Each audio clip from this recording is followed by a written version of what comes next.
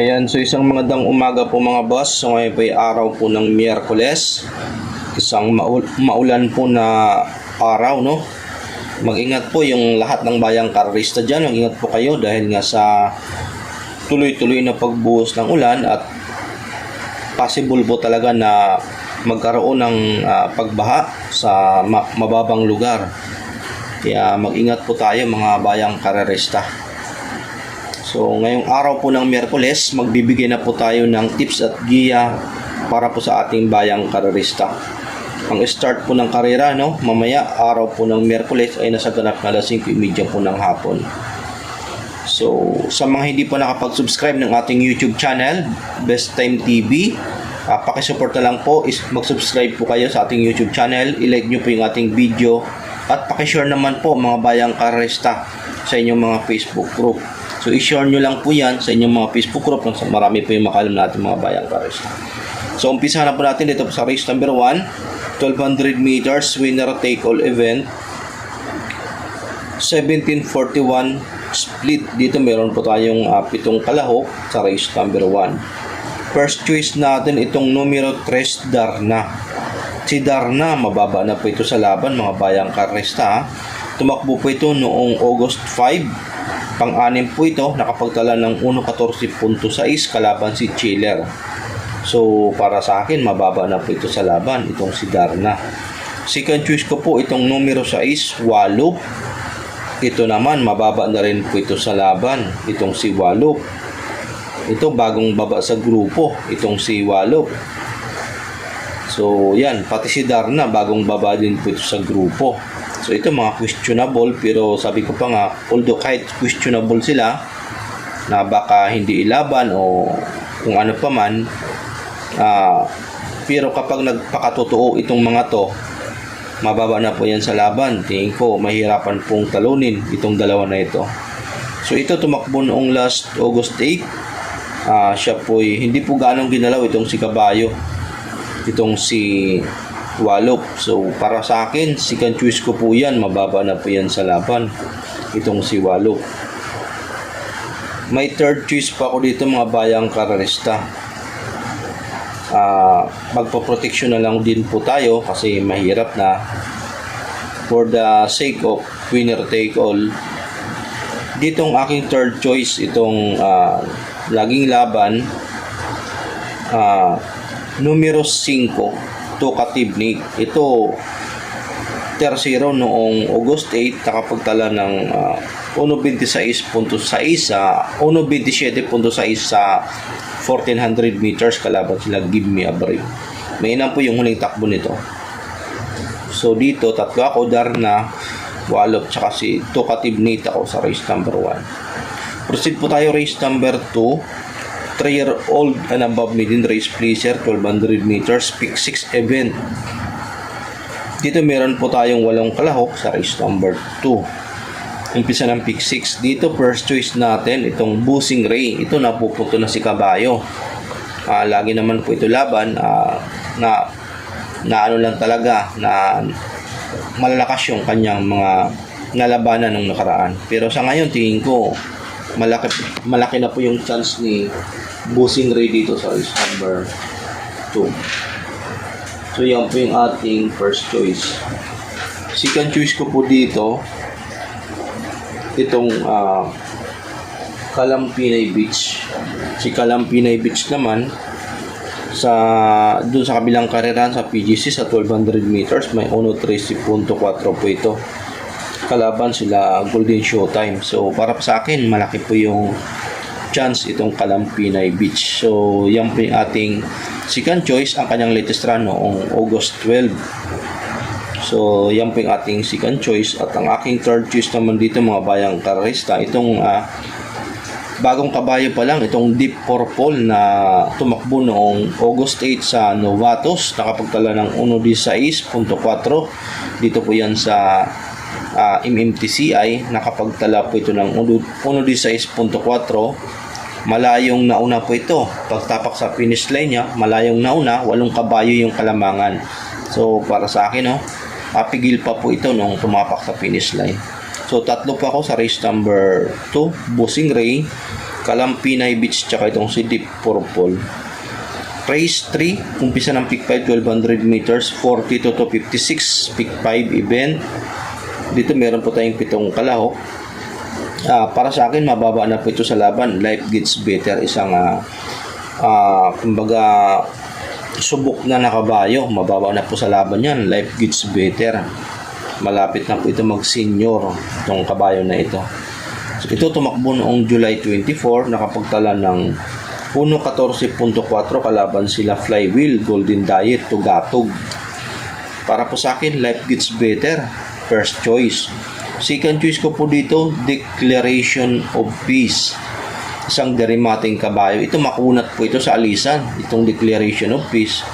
Bagay po ito kay Jan Albing Guse. So para sa akin, no, dahil nga si Jan Albing Guse na po ang renda, tingin ko kapag maganda yung mailundag ng maganda ni Jan Albing Guse, ito hindi ganong maiwan ng gusto, tingin ko may chance. Declaration of Peace, batang kabayo pa lang po ito. May third choice po ako dito, mga bayang karista, kasi maganda ang tinatakbo po nito. Itong imported na Lady Sabine, nakapagtala po ito sa kanyang latest run ng 1.13.4. So nakikita ko yung mga takbo nito ng dalawang sunod, mga latest run, mainam yung tinatakbo ni Lady Sabine. Kaya naobliga po ako na gawing third choice po ito. Although malakas ang laban niya rito, pero sabi ko pa nga, maganda naman yung kanyang performance. So malay natin makachamba. So tatlo tayo dito, no? Life Gets Better, Declaration of Peace, tsaka Lady Sabine. Proceed po tayo, race number 4, Peak 4 event, 42 to 56, 1200 meters. Itong race number 4, tingin ko 1 for the day na po ito. So solo, King Alexander imported, galing sa bakasyon, tumakbo sa barrier noong August 9, 1.11.4 sa 1200 meters. Dito po yan sa Metro Turf. Tingin ko patok na po ito. Huwag nyo na pong kontrahin, kasi pag kinontra nyo po yan, tingin ko magtatampo po kayo sa grasya. So solo na po yan, King Alexander, tingin ko patok. Tingin ko walang talo. So race 5 tayo, 1200 meters, 42 to 56. Dito meron po tayong 7 kalahok sa race number 5. May 7 kalahok po tayo sa race number 5. First choice, Amor Mi Amor. Mababa na po ito sa laban, pero sabi ko pa nga, ito isang talo, pwedeng bumaba sa 1741 si Amor Mi Amor. Para sa akin, first choice ko yan, Amor Mi Amor, mababa na po sa laban. So pagalingan na lang po ito mamaya. Second choice ko itong Point of Pride. Ito napupunto si kabayo. Segundo po ito noong August 8. Napupunto si kabayo. Mainam po yung tinatakbo po nito. Kaya second choice ko po yan, si Point of Pride. Tapos third choice ko dito, itong My Diamond na numero 7. Ito rin, mababa na rin po ito sa laban. So, at subok na po ito sa mga malalakas yung mga nilalabanan nito. My Diamond. Tumakbo noong August 7, nakapagtala ng 1.13.4. Mainam po yan, mga bayang kararista. So tatlo ako dito, no? Amor Mi Amor, Point of Pride, tsaka si My Diamond. So proceed po tayo, race number 6, penultimate race, 1200 meters, 1741. Penultimate race na po tayo. Itong race number 6, no? Tingin ko dito, anybody's race po ito, mga bayang kararista, no? Tingin ko dito lahat may panalo, kaya galingan nyo po dito. Para sa akin, lahat may panalo po ito sa race number 6. First choice ko, Raven. Si Raven kasi nung August 8 nakapagtala ng 1.28.2. Dito po yan sa Metro Turf. Segundo po ito sa nanalong si Sheila, 1.28.2. Napakainam po niyan sa ganitong grupo. Tapos second choice ko, Angels Momentum. Si Angels Momentum, napapansin ko laging laban po ito at laging on the road. So laging laban, laging kinakapos lang talaga ng remate. So yan, kasi aasahan po natin yan pag laging laban po ang connection, malaki po yung percentage of win rate pagka ganun. So Angels Momentum, yan po yung ating second choice. Third choice ko po, Celebrity.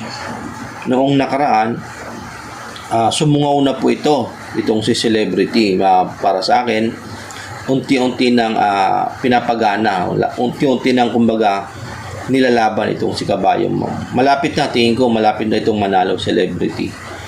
So yan, tatlo ako sa race number 6, no.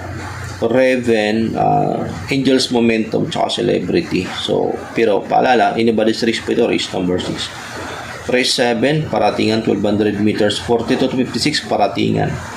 Sa mga hindi pa nakapag-subscribe ng ating YouTube channel, mga bayang kariste, mga boss, subscribe na po kayo sa ating YouTube channel.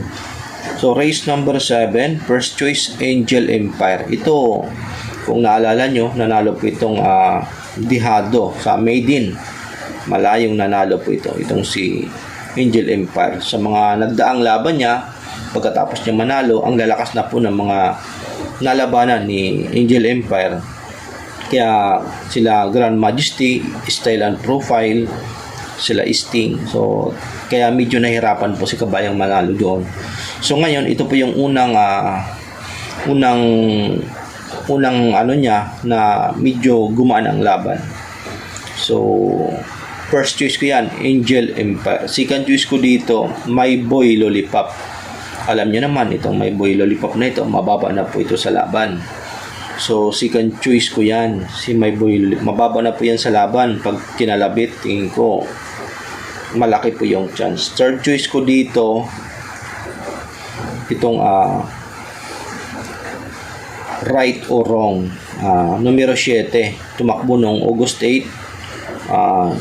Nakapagtala ng 1.27.6 sa 1400 meters dito po yan sa Metro Turf. So yan, tatlo ako dito sa race number 7, Angel Empire, My Boy Lollipop, tsaka itong si Right or Wrong. So yan po yung ating tips para po sa araw ng Miyerkules. Sana makatulong aking giya. Maraming salamat po sa gantabay at magandang umaga po sa inyong lahat.